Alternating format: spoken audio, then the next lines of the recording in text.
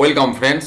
March মাস ঢুকে গেল। এবার আমাদের 2022-23 ফিনান্সিয়াল ইয়ারের ইনকাম ট্যাক্স ক্যালকুলেশন করতে হবে এবং মার্চ মাসের যে স্যালারি সেই স্যালারির টিডিএস থেকে আমাদের ইনকাম ট্যাক্সের যে পরিমাণ সেটি কাটাতে শুরু করতে হবে। এটা আপনারা সকলেই জানেন। তো সেই জন্য আমি এক্সেল শিট নিয়েছি। তবে যেটুকু খবর পাওয়া যাচ্ছে আগামী দিনে আর বিভিন্ন রকমের যে সেভিংস সেগুলো থাকবে না। এই 2022-23 ফিনান্সিয়াল ইয়ারেও দুটো রেজিম বা দুই ধরনের ট্যাক্স প্রথা চালু আছে, পুরনো এবং নতুন। যেটুকু বোঝা যাচ্ছে যে পুরনো পদ্ধতি হয়তো আগামী দিনে আর থাকবে না, যে কারণে কোনো সেভিংস তখন আর ইনকাম ট্যাক্সের ক্ষেত্রে ছাড়ের যোগ্য বলে বিবেচিত হবে না।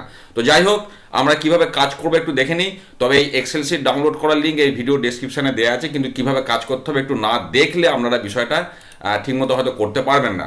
তো এখানে প্রথমে আপনার স্কুলের নামটা আপনি দিয়ে দেবেন। আমি একটু সংক্ষেপে নাম একটা দিয়ে দিচ্ছি। বেশ, এরপর এখানে আপনার নাম দেবেন। এরপর লেভেলটা এখানে অবশ্যই দেবেন। লেভেলটা দিলে এখানে আপনার ইনক্রিমেন্টটা অটোমেটিক ক্যালকুলেশন করে নেবে। এবার প্যানটা এখানে দিয়ে রাখবেন, কারণ এই পেজটা পরে আমরা প্রিন্ট করে নেবো। প্রিন্ট করলে সমস্ত ডেটাগুলো আপনার এখানে থেকে যাবে। বেশ, এবারে ধরুন মার্চ 2022-এ আপনার বেসিক হয়তো 72,600। যেহেতু আপনি লেভেল 15-এ আছেন, আপনার জুলাই মাসে অটোমেটিক ইনক্রিমেন্ট ক্যালকুলেশন করে নেবে 3% দিয়ে 12%। এবার এই হাউস রেন্ট যদি আপনাদের সিলিংয়ের বিষয় থাকে, স্পাউসের ব্যাপারে ম্যানুয়ালি এখানে বসাতে পারেন। অ্যাডিশনাল রেমুনারেশন যদি আপনাদের থাকে এখানে ম্যানুয়ালি বসিয়ে দেবেন, অটোমেটিক ক্যালকুলেশন করে নেবে, সেদিক থেকে কোনো অসুবিধা নেই। ধরুন পিএফ হয়তো আপনি কাটাচ্ছেন 6,000 করে, এখানে পিএফ দিয়ে দেবেন, নিয়ে নিল। বেশ, এবার তাহলে আপনার ধরুন এটা ইনকাম হয়েছে। বোনাস থাকলে এখানে বোনাস দেবেন, এরিয়ার থাকলে এখানে এরিয়ার দিয়ে দেবেন। এরপরে আমরা চলে যাচ্ছি। বেশ, এবার যদি আর আপনার সেভিংস না থাকে আমি একটু দেখাই। তাহলে আমরা এখানে ইনকাম ট্যাক্স রুল বা ইনকাম ট্যাক্স যেটা রেজিম, ওল্ড রেজিমে আছি। তো এই অবস্থায় ওল্ড রেজিমে আপনার ট্যাক্স পড়ছে 98,222। এবার এই অবস্থায় যদি আমরা এখানে ওল্ড থেকে নিউতে চলে যাই, তাহলে দেখুন আপনার ট্যাক্স এসে যাচ্ছে 85,000। অনেকটাই ট্যাক্স কমে যাচ্ছে, যেহেতু সেভিংসটা আপনার কম। শুধুমাত্র জিপিএফের 72,000 সেভিংস এই মুহূর্তে আপনার দেওয়া আছে। কাজেই নিউ রেজিমের ট্যাক্সের স্ল্যাবটা যেহেতু ছোট ছোট অনেকগুলো স্ল্যাব আছে, যে কারণে সেভিংস কম থাকলে সেক্ষেত্রে আপনার নিউ রেজিমে থাকা কিন্তু সুবিধাজনক। আর যদি সেভিংস আপনার বেশি থাকে তাহলে এখনও আপনি ওল্ড রেজিমে লাভবান হবেন। তবে অসুবিধা কিছু নেই, এখানে জাস্ট দিয়ে চেক করে নেবেন, ওল্ড নিউ দুটোই দিয়ে দেবেন, এখানে অটোমেটিক ক্যালকুলেশন হয়ে যাবে। এবার আমি এই জায়গাটা যাচ্ছি, ইনকাম ফ্রম আদার সোর্স। ধরুন আপনার সেভিংসের ইনকাম আছে, তারপরে ধরুন আপনার হয়তো কেভিপি থেকে কিছু ইন্টারেস্ট আছে, আর ধরুন আমি আর একটা দেখাই, এনএসসি থেকে হয়তো ইন্টারেস্টে আপনার ইনকাম আছে। তো ধরুন সেভিংসের ইন্টারেস্ট 6,000, কেভিপি থেকে হয়তো আপনি 12,500 টাকা ইন্টারেস্ট পাচ্ছেন, এনএসসি থেকে ধরুন হয়তো 10,000 টাকা ইন্টারেস্ট পাচ্ছেন। বেশ, এবার জিপিএফটা এখানে অটোমেটিক নিয়ে নেবে ডিডাকশনের ক্ষেত্রে। এবার ডিডাকশানেতে এখানে আমি অনেকগুলো ঘর করে দিয়েছি, এগুলো ছাড়াও যদি অন্য থাকে ম্যানুয়ালি এখানে বসালেও নেবে, প্রত্যেকটা ক্ষেত্রেই কিন্তু একই বক্তব্য। আচ্ছা, এবারে ধরুন এলআইসি প্রিমিয়াম আছে, আমি এখানে দিলাম। আচ্ছা, পিপিএফ আপনাদের অনেকেরই পিপিএফ আছে। তারপর হাউস বিল্ডিং লোনের প্রিন্সিপাল, সেটা ধরুন এখানে দিয়ে দিলাম। এরপরে এনএসসি, নতুন এনএসসি হয়তো কেটেছেন, বা এনএসসির ইন্টারেস্ট সেটাও এখানে আছে, এনএসসির ইন্টারেস্ট। কারণ আমরা জানি এনএসসির লাস্ট ইয়ার ছাড়া আগের ইয়ারের ইন্টারেস্টগুলো যেমন এখানে ইনকামও দেখাতে হয়, আবার এখানেও ইন্টারেস্ট আপনারা ছাড় পাবেন। তো যাই হোক, এখানে আছে, আপনারা এগুলোর বাইরে থাকলেও এখানে ম্যানুয়ালি আপনারা টাইপ করে দেবেন, সেটা এখানে হিসাবের মধ্যে নিয়ে নেবে। তো ধরুন এলআইসি আপনার হয়তো 50,000 আছে, পিপিএফে হয়তো আপনি 1 লাখ টাকা সেভিংস করেছেন, হাউস বিল্ডিং লোনের প্রিন্সিপাল হয়তো আপনার 70,000। বেশ, কিন্তু এখানে আপনার টোটাল ডিডাকশন যাই দেখাক, আমরা জানি 80সিতে 1.5 লাখের বেশি আমরা ছাড় পাবো না। স্ট্যান্ডার্ড ডিডাকশন 50,000, পিট্যাক্স 2400 ছাড় নিয়ে। আর আদার ডিডাকশনটা এবার বলি, যেহেতু সেভিংসের ইন্টারেস্ট আপনি 6,000 দেখিয়েছেন, এখানে অল আদার ডিডাকশনে অটোমেটিক US 80 TTA-তে সেভিংসের ইন্টারেস্টটা বাদ এখানে ধরে নিয়েছে। এর বাইরেও আপনাদের থাকতে পারে, ধরুন হাউস বিল্ডিং লোনের ইন্টারেস্ট অনেকের থাকে, মেডিক্লেম, এছাড়াও অনেকগুলো এখানে অপশন করে দেওয়া আছে। এর মধ্যে থাকলে সেগুলো নেবেন, বা এর মধ্যে যদি না থাকে ম্যানুয়ালি এখানে টাইপ করে নেবেন। তো ধরুন হাউস বিল্ডিং লোনের ইন্টারেস্ট আপনার হয়তো 30,000, আর মেডিকেল আপনার হয়তো আছে 12,000। সমস্ত ডিডাকশনগুলো আমরা এখানে দিয়ে দিলাম।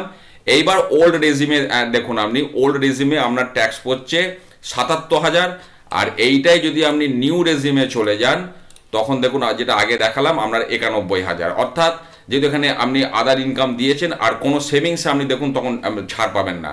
নিউতে হচ্ছে এটাই মজা, নিউতে আপনি যে এখানে ডিডাকশানগুলো দিলেন বা এখানে যে ডিডাকশানগুলো আছে আদার ডিডাকশান, কোনো ডিডাকশানই আপনি এখানে কিন্তু আর ছাড় পাবেন না। ইভেন স্ট্যান্ডার্ড ডিডাকশান বা পিট্যাক্সে কোনো ছাড় পাবেন না।